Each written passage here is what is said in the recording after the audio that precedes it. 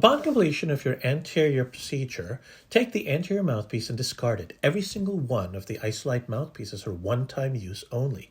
You'll need to remove the core anterior adapter to clean it between each patient. To do that, pull it off of the control head of your HVE. And now you have to separate the upper and lower portions of the adapter in order to clean inside.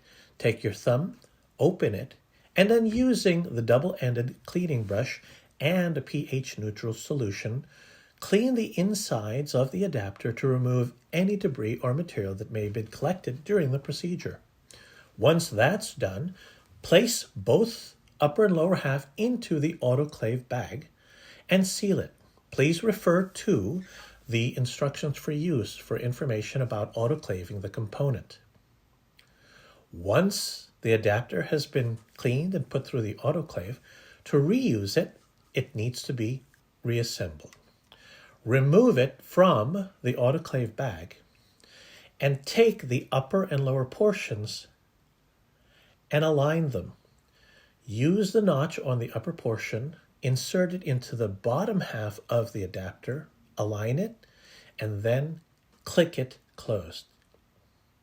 Once you've done that, now you can use the adapter by simply placing it back onto the HVE control head.